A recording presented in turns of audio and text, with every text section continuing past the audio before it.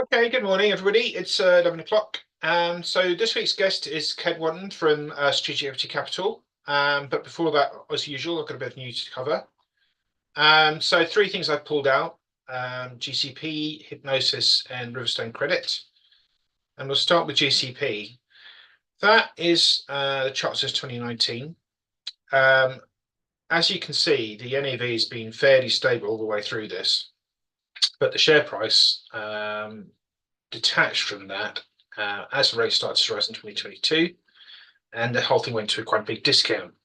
Now, I don't really understand the reason for that beyond probably the cost disclosure problem that there's been sort of net institutional sellers because the yield keeps building and building. And obviously the board has been concerned about this and wanted to do something about it. So it announced a share buyback program back in March last year. And then in the results that they announced in December, they outlined this strategic sort of capital allocation policy, saying it wanted to reduce the equity risk in the portfolio and prioritize the kind of debt, lots of loan investments that it's got, reduce exposure to social housing, which is something that they're saying they don't really like for a while, but they just sort of keeps paying the bills, and also cut on the balance of their revolving credit facility because obviously the cost of that's gone up. So paying that down will benefit cash flow overall. So the target was to release £150 million and then give 50 of that back to shareholders by the end of 2024. And they were also quite keen to recommit to the dividend at the same time. So that's quite well covered already. It's not something that you need to worry about, I think, in terms of dividend cut. And they're convinced they want to keep paying that this year. And then what happened this morning is they've sold their interest in a wind farm in Scotland, and they're going to get £31 million for that of net cash proceeds. So obviously the value of the farm is more than that. So you can't have a sort of read across in terms of pounds per megawatt to other renewable energy companies. But I do think they got a decent price for it because they sold it at a 6.4 premium to the end March valuation. And that will enable them to pay down some of that revolving credit facility balance to go down to £45 million. Now, one of the things that I think has puzzled a few people in GCP is why they've got some equity-like exposures in there anyway, because obviously they're supposed to be making loans. As you can see what happened here, so they made a loan, or they bought a loan from the Green Investment Bank, and then instead of getting that paid back, they rolled it over into an equity-like instrument in July 2018. So since then, the exposure to this project has been through like an equity-like instrument. And so that means it's exposed to things like power prices and inflation and there's all the other moving parts that go into renewable energy. So paying that down reduces the risk associated with this investment and reduces the risk overall in the whole portfolio. So I do think this is the current first step. There's definitely more to come. Obviously, the social housing thing hasn't been tackled yet. But more importantly, I think that 6.4 premium to the end March valuation demonstrates something that GCP has been really labouring, which is that it's really conservative in the way that it values things and approaches the whole running the fund. And that does mean, hopefully, that there could be more uplifts to come in terms of more disposals. So we just have to watch the space on that. Hypnosis. Obviously, we talked about this last week, and there's been plenty of action since, and you can see the share price chart there. So we were looking last week at a bid of 116 per share, plus the possibility of an extra 2 cents, but it seemed quite unlikely to me because that was sort of predicated on the manager waiving its exit fee. But by Saturday, a whole bunch of media analysts were saying that Blackstone will make a counter bid. And then they firmed that up on Monday, saying they made a proposal for a bid at $1.24 in cash. So it's quite a big jump on the 116. And the board naturally said that if Blackstone made that a firm offer, it would recommend it. And so that was the offer that was on the table on Monday. But on Wednesday, the original bidder trumped that, upping their bid to 125. The 2 cent contribution from the manager had been dropped, So that's a sort of hard 125. And they've now got irrevocables in support of 31%. So that's all great, really. They had to rejig the way that they were financing to get this done. So although it's still being funded with debt from Apollo, they've got a plan now to sell some of the assets to reduce that debt within 18 to 24 months. But we don't really worry about that if we've sold out. Blackstone said, don't do anything. We're thinking what we're going to do next. There is a possibility that it could try and go down this using the manager's call option as a way of getting hold of the portfolio.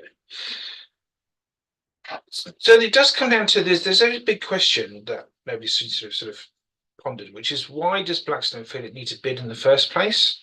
Because Hypnosis Song Management has an option to acquire the portfolio at whatever somebody else is bidding for it. And if that happens, then that probably triggers the compensation payment to the bidder that lost out. So that's going to reduce the amount we get a little bit.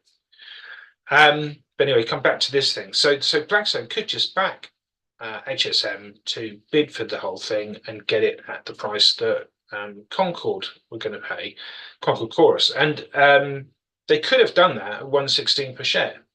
So why go out and bid 124? And it was speculated in the press, and this seems to be the most likely reason, is that they were worried that the board would have grounds to terminate the contract, and then that voids the call option. So that route wouldn't work. So naturally, they were very keen to stress on Wednesday that, on Monday it says, we've looked at the legals around this. We think there's a very good case to defend any attempt to terminate the contract. And we would basically sort of go down the courts and try and force the option. And HSN said the same thing. So there's something sort of wily that none of this has been our fault. The managers made the board's made a lot of allegations against us, and we will vigorously protect our interests. So we don't know what's going to happen next. I mean, all of this might happen today, but we could see another counter bid from Blackstone. There's always a possibility we'll see another bidder come in, but I think that's unlikely now. But Blackstone might say, no, we're not going to bid for it. We're going to try and exercise the option. That would lead to quite a big legal tussle, potentially. There are all sorts of scenarios here. I mean, say the board said, oh, well, if we're going to get 125 a share, which is what Alchemy bid, but we'll get it through Blackstone. That's not the end of the world. Then maybe Alchemy might sue. All of this could drag on for a while. So I think it's going to take a little bit of time to get this resolved now, and it just means the whole thing's a bit more uncertain than maybe it was a week ago. But obviously, we are looking at a higher price. Riverstone Credit. I really like this fund, and it's been a great shame it hasn't really worked. It's way too small and traded a big discount for a long time now, and really that was all around COVID. I mean, that's what really knocked it. They could have closed this down again, but it wasn't really doable afterwards, and they never really put the money behind it. I mean, we did pursue them for a long time, saying, "Can we ever go at trying to market it for you?" And they never really happened. And that meant that it couldn't grow, but it's worked. That all the way through, it's worked. They tweak the remit, so it's all focused on providing finance to companies that are trying to shift the dial in kind of the environmental space and sustainability. They've done very well. They've met their targets, more or less, 7.7% per annum since IPO. They've just realised a loan, for example, crystallising 12.8% IRR, because of the rates have gone up, the new loans that they're making at even higher rates again. To my mind, this is a great product, but they built into the structure that shareholders were given an exit opportunity around now, and the board talked to a few of the shareholders, decided that too many would want out, and the new fund and the ongoing fund will be too small, and so instead they're proposing that the fund is run off and the managed wind down. Part of the problem with this is this specialist fund segment listing, which is, as we've seen a lot of press recently, is making it really complicated for retail investors to invest in these sorts of funds, despite the fact that they're not much riskier than, well, they're definitely not riskier than a whole bunch of individual companies that retail investors have absolutely no problem buying. And it doesn't make any sense to me that they're being locked out of these things. Yes, you might need a bit more education, and yes, it's reasonable to ask whether to make sure that you do understand what you're buying or not. But just sort of nanny state thing about saying just trying to block them out completely, I just think is wrong. But if you could buy it now, does it make sense to buy it now? Most of the portfolios are loans. There's a little bit in equities that might be harder to realise. Most of the loans will be run off. Although the sort of face thing on the tenor of the portfolio is about 1.8 years, they normally expect things to get repaid early, so they're expecting things to get paid back within 6 months and a year, and so they think basically they can turn 90% of this into cash within a year. So on a 12.6% discount, and you're going to keep getting the dividends, it might not be a bad investment, but it's not going to make an awful lot of money. So there we go. I think that's enough from me.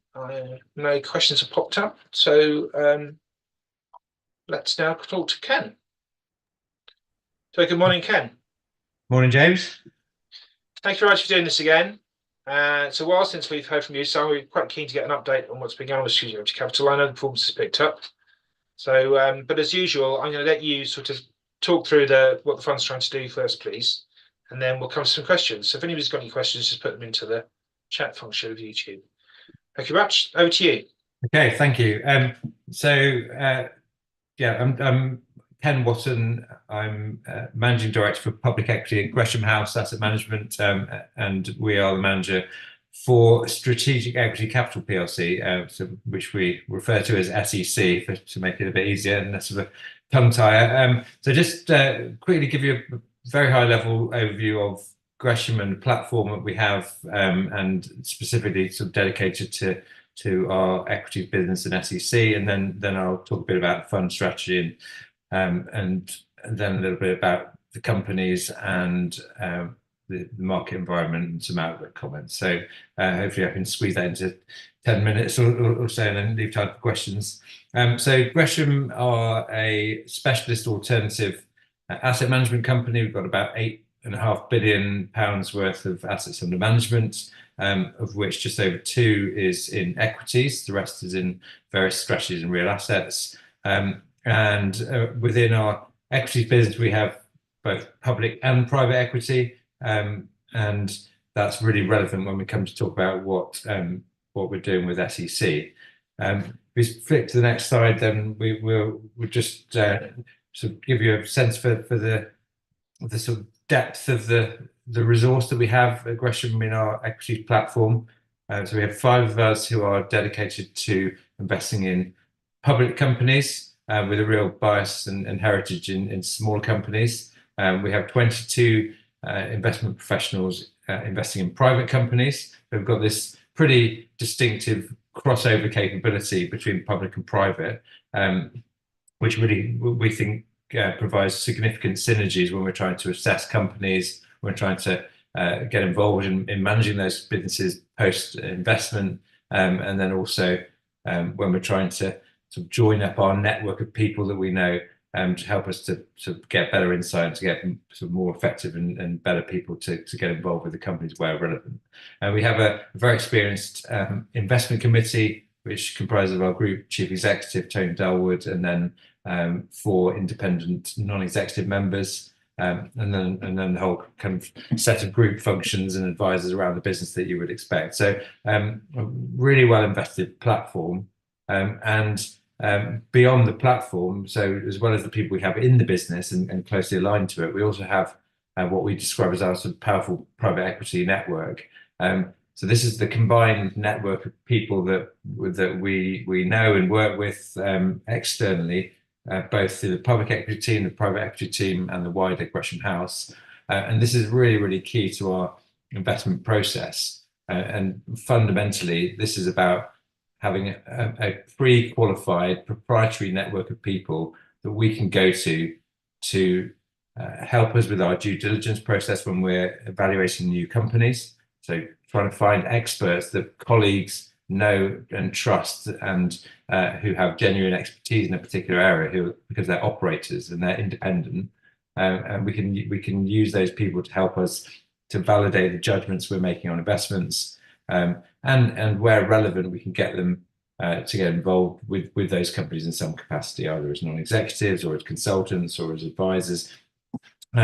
And when we come to talk about SEC strategy, this will become more apparent kind of quite how valuable this is, and we think it's a real competitive advantage, which is very difficult to replicate.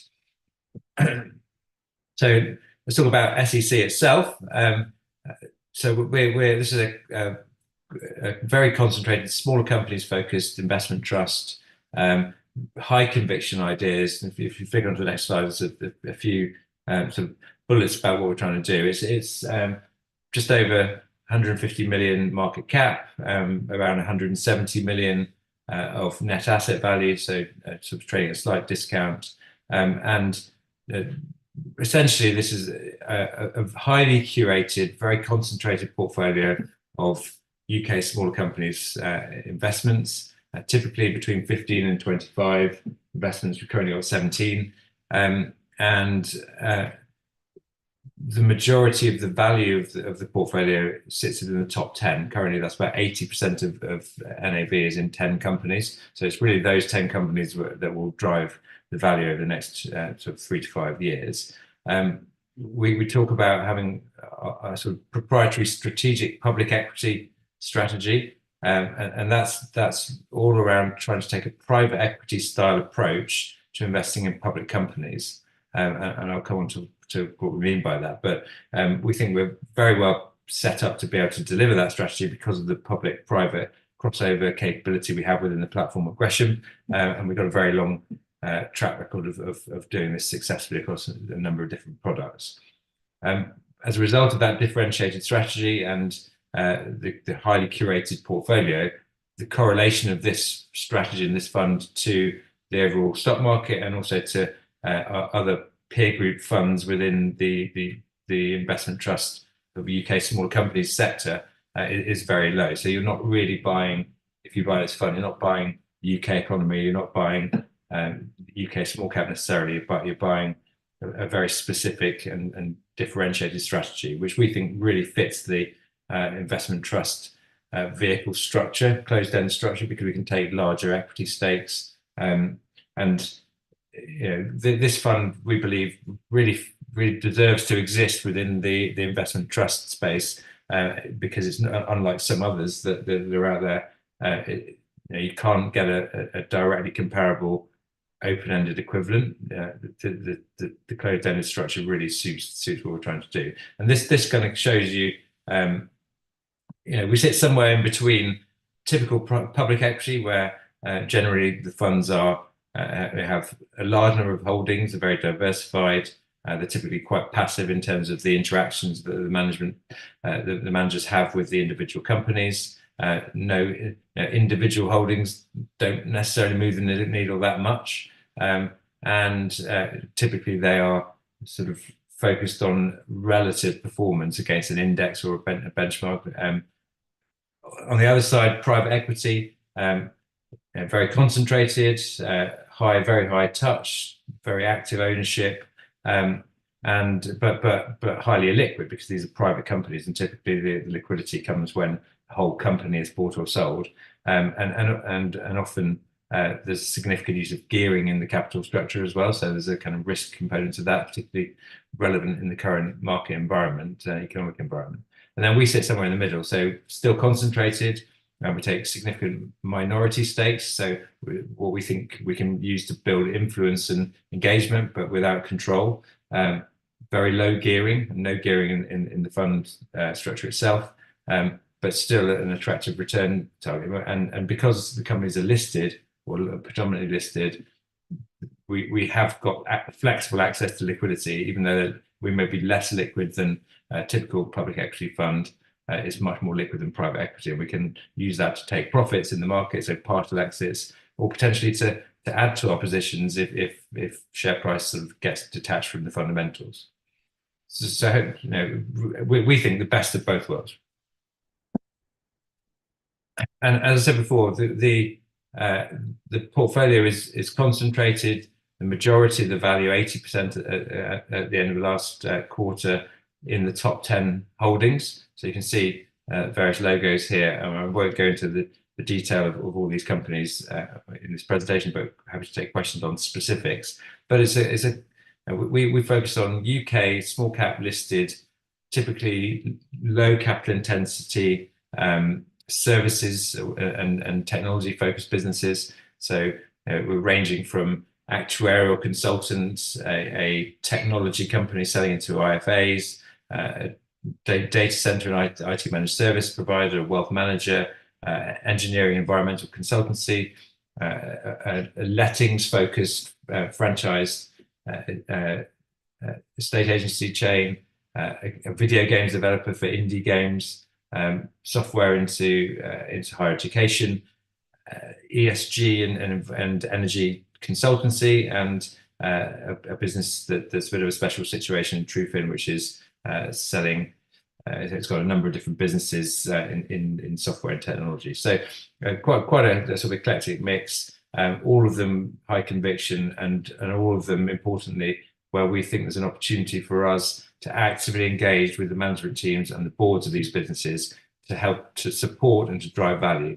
And that's really important in the current environment where we've got a sentiment-driven market where valuations are depressed, where you're not getting market beta sort of in returns. We're trying to drive absolute returns by the stock selection, and then getting sort of actively involved with those management teams to help them to drive value, even when the overall stock market might not be supporting that. And the aggregate, we think, if you had to sort of give a high level view of what you'd be buying if you buy this trust, it's the characteristics on the right hand side in the table there. So these are businesses that in aggregate are growing 10% at the top line. So decent revenue growth, which is pretty attractive in the environment where the UK economy isn't really growing that much.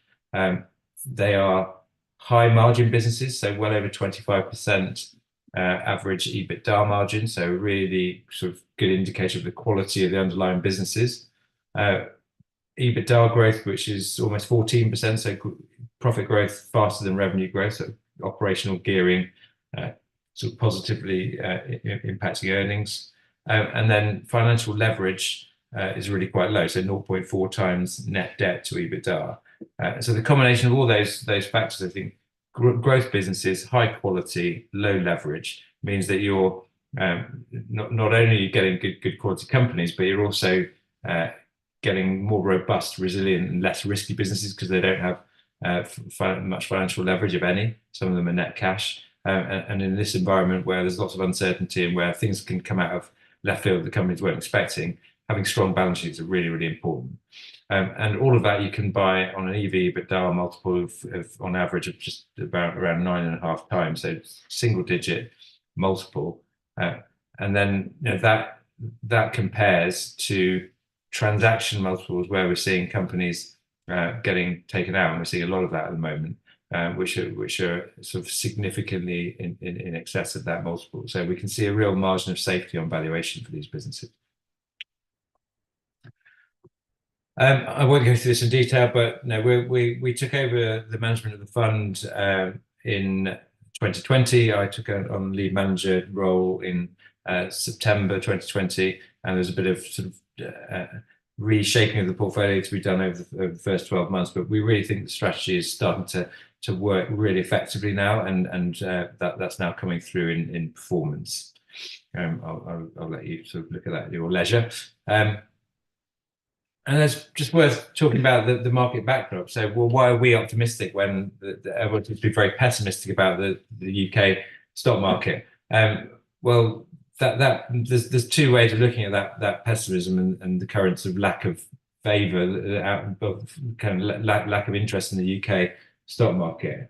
And we take a bit more of a glass half full approach or perspective on it. If you look at the left-hand charts, that's showing you that the UK just keeps getting even less sort of in favour relative to global equities, particularly the US. And you can see that the forward PE multiple of the UK market overall, it's at the lowest point that it's been since 1992. So it really that's reflecting the fact that there's been flows out of UK funds, 34 consecutive months now, I believe, and flowed into the US. So UK looks, on the face of it, very undervalued relative to history and relative to other markets. On the right-hand side, you can see that within the UK, the smaller you go, the bigger the discount. So below 500 million pounds market cap, which is where SEC is really focusing, you've got discounts of sort of between 25 and almost 40%, depending on the scale. So big opportunity for value if you pick the right companies. And so when people ask me about the negative views that we're seeing about the UK market and how I feel about that, I feel pretty good about it because it's creating a fantastic set of opportunities for us. And for a strategy like SEC, there are high quality businesses listed in the UK in the small cap universe, which are trading at unprecedentedly low multiples. And we can benchmark them against history. We can benchmark them against sort of other developed stock markets, but we can also benchmark them against the multiples that private equity or corporates are paying to buy whole businesses in private markets. And that discount is the widest that I can remember seeing it in my career. So that tells me that there's a dislocation in the stock market, but we can buy great businesses, and if the stock market doesn't re-rate these businesses over time, then there's going to be M&A activity which is going to try and sort of exploit that gap, and that is what's happening in the market at the moment. And here we go. So we have been the recipient of a sort of pretty large number of takeover approaches for portfolio companies in SEC over the last few years. So this is showing you since September 2020, when I took over managing the portfolio. We've had 1, 2, 3, 4, 5, 6, 7, 8, 9, 10, 11 portfolio companies that have had either approaches or have been taken over. That's we've had 25% of the portfolio holdings by number, so the names that we've owned over that period have ended up being taken over. It's just that those companies have contributed not far off half the returns that we've generated since that period. And remember that 9.5 times multiple that I mentioned earlier on, which is the average the current portfolio is trading on. Well, that compares to 13.8 times, which is the average multiple for the companies that have been taken out from the portfolio. So that gives you a really good sense of the margin of safety on valuation that we've got here. And that's the opportunity, as well as the sort of quality of the businesses and their ability to grow and generate cash. So that backdrop, that's a fantastic backdrop for our strategy, because we can find high quality businesses where we can see catalysts for value creation, where we can leverage our network and our Gresham House platform to engage actively with the management teams and the boards of these businesses to support that value creation strategy, and to really ensure that it's focused on and that can be delivered.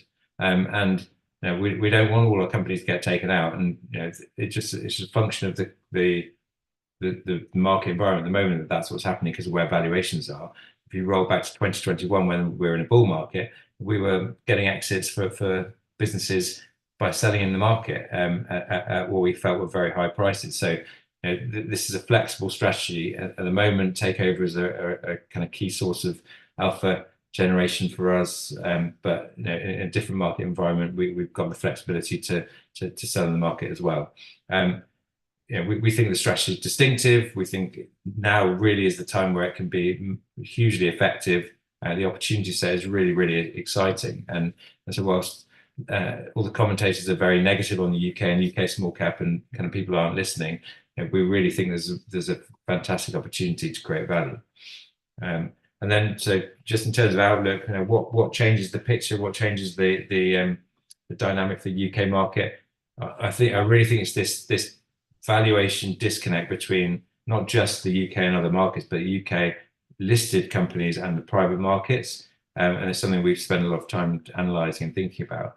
That gap, that arbitrage, that opportunity is there for private equity. That's why there's lots of public to private transactions backed by private equity happening at the moment. Is because you can look at some of these businesses are trading at half price compared to what private transactions are happening at. So that's really attractive for private equity. It's really attractive for corporate strategic buyers as well, because they can get hold of attractive assets at what they see as pretty attractive prices if taking a long-term view.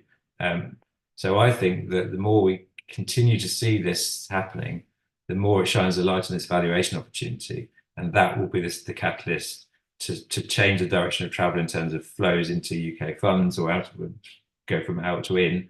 If you go from out to in, history tells you that you create marginal buyers of these shares, and they can move up quite quickly, and you can get a very positive re-rating. Looking back at the history of sort of small cap sort of bear markets, and then the recovery year can be really very, very strong and very rapid. So that I think that will happen at some point, but we don't need it to happen for our strategy to work, because we can be proactive about trying to drive value from the investments anyway. So I'll stop at that point, and I'm happy for James to sort of direct any questions that people have. Sure, great. Okay. A couple of things about sort of the process then first, I think. So firstly, just a bit more information on how you actually pick stocks. So I mean, I'm curious to know like what the sort of pool of things that you've got bubbling along in the background is like. I mean, how many opportunities are there? Yeah, so we have a very active screening process where we're trying to screen for the market within the sort of market cap range that we're targeting, for financial indicators of quality. So we'll screen on things like revenue growth and margins, return on capital, and balance sheet strength. But really, as an indicator, rather, we don't have sort of hard limits on those things. We also screen on valuation multiples, on PE multiple, EV, EBITDA, free cash flow yield, etc. To give us a sort of long list. And then a lot of these companies we'll know already. Some of them we may have existing investments in through our open-ended funds at Gresham, so we know the businesses pretty well already.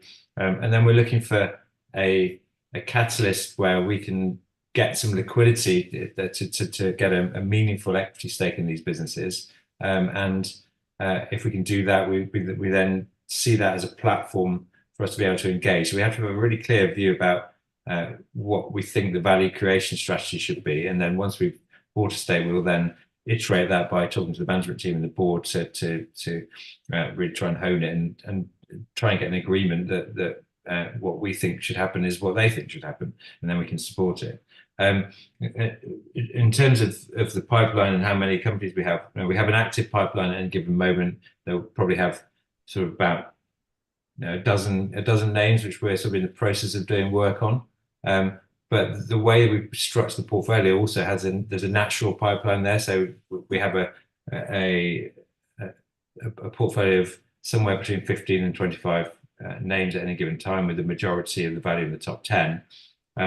So the ones which are outside the top 10, which to remind you is 80% of the value at the moment, the ones that are outside the top 10, they're effectively the toehold positions. That's the kind of natural pipeline. These are businesses that we like enough to, where we think that the opportunity is sufficient for us to take an initial position. And that's partly about having a stake so we can engage more actively with the management team, learn more, do our DD, and with the sort of potential to build the stake.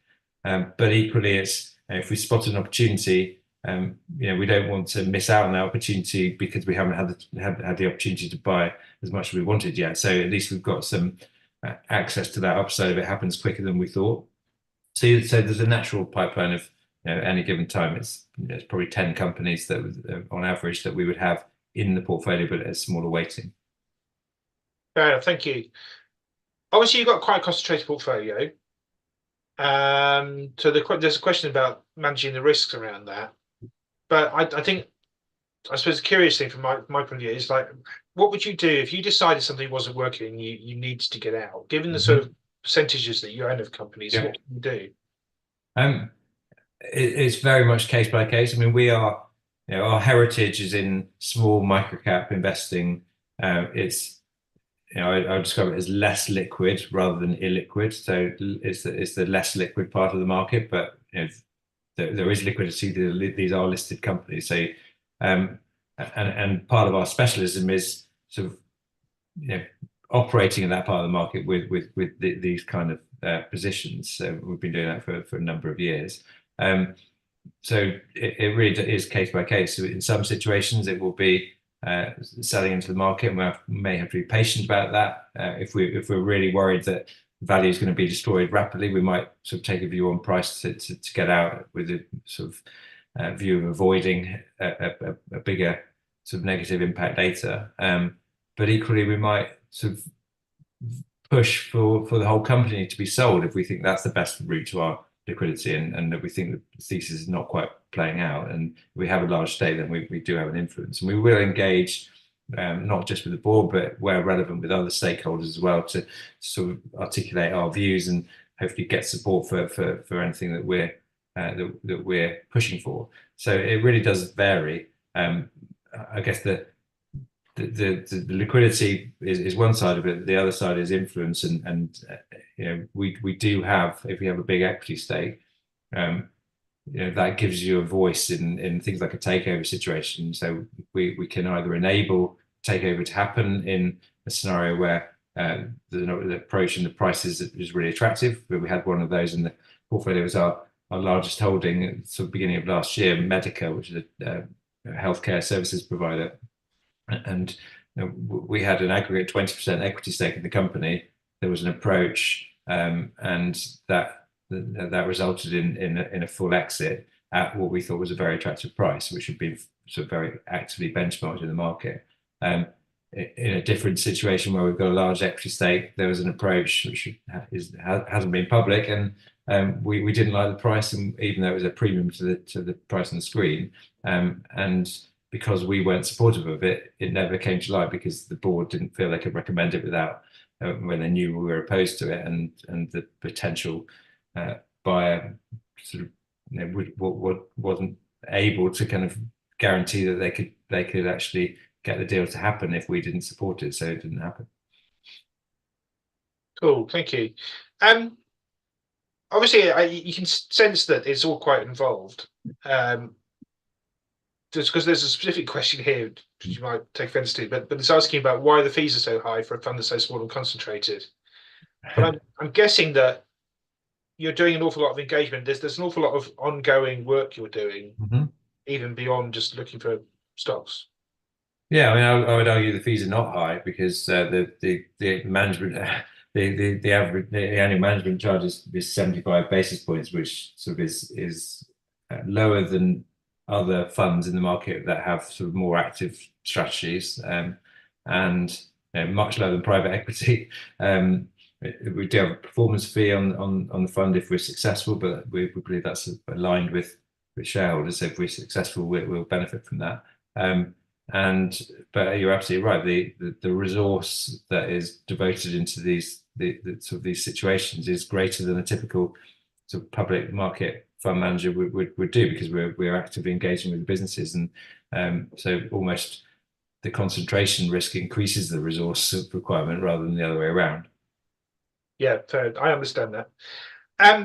Cool. So let's have a look at some specific holdings if we can. So, well, the first one is, what's the attraction of XPS, I think. given that it's the largest position. Yeah. So XPS is as it says on the screen, a pensions consultancy business. So it provides actuarial services, investment consulting, and pensions administration services into mainly the defined benefit pension world. So you might think that's not the most exciting market because it's there aren't many sort of open schemes anymore, and the sort of DB schemes are a sort of dying breed. But it's not actually true because there's extremely large amount of money still in schemes, and those schemes have to be administered and they have to navigate regulation, and they have obligations to their members and their pensioners to do various things. So there's an ongoing requirement for valuations and advice around how to deal with certain regulatory sort of initiatives. And you can imagine that things like the LDI crisis at the back end of 2022 has created a great deal of activity from pensions trustees to try and ensure that they're positioned correctly, and that the regulatory sort of scrutiny on the sector that's coming down the pipe as a result of that is going to be navigated properly, and that all requires specialist advice, and that's what XPS is doing. So it's not a cyclical sector; it's a structurally sort of attractive sector in our view. It's growing. The company grew to 20%. So the year to March, they put a trading statement out the other day. So 20% top line growth. I mean, that's pretty attractive growth rate in a boring sector. And it's a very profitable cash generative business. It's been a beneficiary rather than a sort of being hurt by inflation. So it has index linked contracts in a lot of cases. So it actually is able to put its prices up under the structure of its contracts and in line with inflation, which when inflation is high is really good for them. And it pays an attractive dividend yield. So, all of those characteristics we think are really attractive. And then the last thing is, from a valuation point of view, this is a company that on a current year basis, sort of forward-looking basis, is still trading on single-digit EV/EBITDA multiple, and that compares not just sort of favorably versus the company's own history since its IPO, but also if you look at transactions that have happened in this sector, this has been a sector which has been very active from a private equity point of view. So there's a number of different players in this space that are owned or have been bought and sold by private equity in recent years, and trade for that matter. And the range of multiples for those transactions in recent years has been between 11.5 and 17 times EV/EBITDA. So you've got a business here which is trading at, I think it's about 9.5 times, and so actually broadly in line with the average for our portfolio. And the transactions in the space, for many of them, for smaller and arguably sort of lower quality businesses, have ranged from 11.5 to 17. So that tells you there's a good margin of safety on valuation for this business as well. Yeah. We think the sort of attractions of the business model and the operating momentum, they've had forecast upgrades over the last year or two, that should drive a re-rating in due course from the stock market. But if it doesn't, then clearly that gap with private markets is an obvious opportunity. Great, thank you. All right, Team 17 next. Mm-hmm. So one thing that's obvious from that is your stake in that is relatively low compared to everything else. So mm-hmm. Think the yeah. that. So this is around the share price is going down. And did you put more money into it, and why? Sure. Yeah. So Team 17 is an indie video game developer and publisher. It's a business we've known since its IPO. In fact, so we had interactions with them prior to the IPO. And within a sector which has had a fair bit of sort of turmoil recently, the video game sector has been an absolute powerhouse of growth for many years, but a lot of businesses benefited from the COVID period where people at home had more time to play games, and so valuations went sort of sky high because performance in the sector was very strong. And people were extrapolating the growth rates that we saw in COVID sort of out beyond that, and that didn't transpire to be accurate. So there's been a lot of kind of profit warnings in the space, but including Team 17. So we bought our stake in this business after it had a profit warning, and a material downgrade. I won't go into the detail of it, but we believe that downgrade was a result of one-off factors which are transitory and they don't really impact the long-term fundamental opportunity this business has. And we like it relative to other companies in the sector because it's much more diversified. So there's no one game which it sort of dominates its revenue, whereas some of the competitors, they're really very hits-driven businesses. And you put a lot of money into one game and it's either successful and you've done brilliantly, or it isn't and you haven't. And we don't like that volatility. Whereas Team 17 has a very significant portfolio of smaller games, big back catalogue, and most of its revenue comes from the back catalogue rather than from new games that have to be successful. So we like those characteristics. You mentioned our equity stake. This is a pretty new position for us. We bought it sort of second half of last year.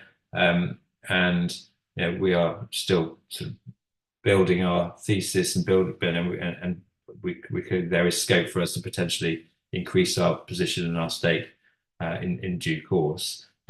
It's also there's been some changes to the team there. So a relatively new CEO and the founder who sort of built the business, who was CEO up until last year, has stepped back to non-exec. There's a new chair coming in who's actually someone we know really well and have backed and made money out of in a different business. So we think the pieces of the puzzle are coming together there, and we are sort of in the process of building rather than sort of viewing that stake as our kind of final position.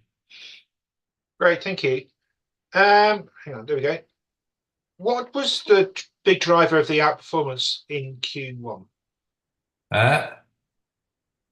Well, the main driver was the two companies that sort of really made a difference in Q1 were XPS, because it had a sort of trading update which indicated it was ahead of expectations for the market, from the market, and so forecast upgrades, and it's a big position in the fund, biggest position in the fund, and Fintel, which is the second largest position in the fund, which is again, it's a business which has got really strong operational momentum. So the forecasts are sort of going in the right direction, and that's been sort of driving the share price. So those are the two kind of notable things which have driven the last 3 months. But we sort of take a long-term view. So this is typically a 3 to 5 year holding period for an individual investment. So it's nice to have a 3-month sort of positive performance number, but we're focusing on the longer term numbers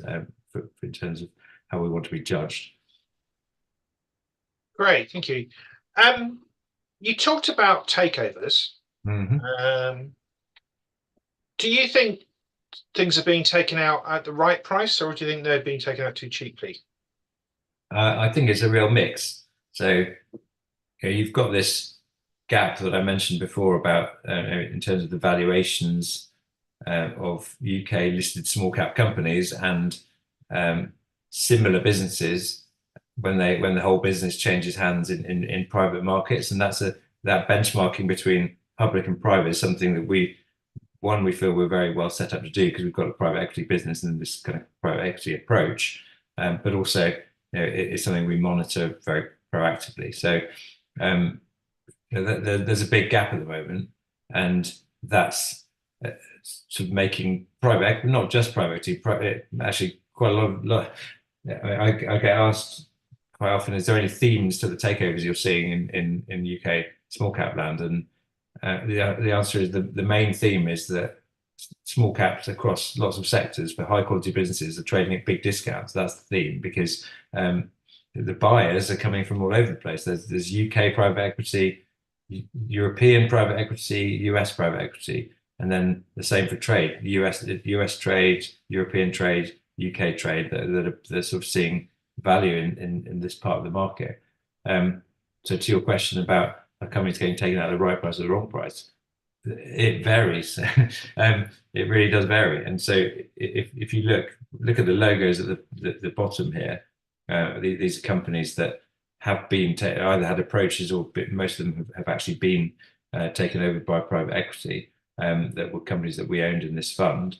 And if you look at the one that's given the biggest contribution to the returns for our shareholders is Medica, which I mentioned earlier, where we felt the price was the right price, and we'd sort of encouraged the board of the company to get proper professional M&A advice, because we knew there was sort of private equity and corporate interest in this space.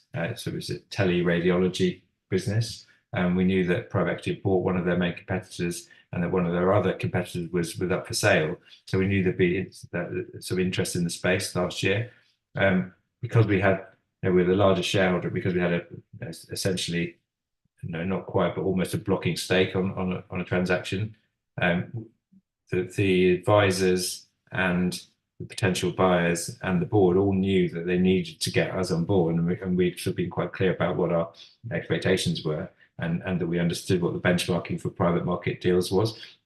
And so that business got taken out at a multiple which was very similar to the multiple that two of its competitors have been bought by private equity in the last couple of years. So we knew that was a sensible benchmark price, where they'd had profit, they had Evercore as investment banks were advising the board on their position, either as sort of for defence or to sort of evaluate an offer. And so we knew that was a good price.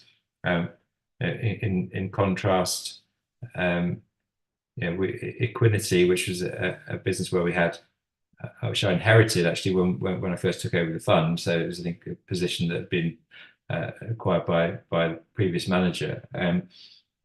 Good business, good market position, bit of a special situation because it had underperformed, and US private equity came to buy that business, and it was a premium. We made money on the investment, but we felt the valuation multiple was really quite underwhelming, and we would have liked it to be at a higher price. We made that very clear to the board, but we had a small equity stake in that business because it was a much larger company, and so we weren't in a position to be able to really influence that. And we could give our view, but we couldn't really stop that from being taken private. And that's a really, that contrast between Medica and Equinity is a really sort of useful illustration of the kind of way we've evolved the strategy. The strategy of the, as you read it in the prospectus, it's been the same for a number of years for this fund. But since we took it over 4 years ago, we decided to reduce the average market cap of the portfolio companies and increase the average equity stake. And the reason we did that is because we felt the size of the fund, size of the companies, if we're targeting companies that are between 100 and 300 million market cap at the point when we invest, we can either specifically through SEC or in conjunction with some of our other funds, we can take a larger equity stake, and that equity stake gives you much more influence in that kind of situation. So with Medica, we were pivotal to whether that happened or not. With Equinity, we weren't. Great, thank you. There's a question here about, so it's a property franchise merged with Belvoir.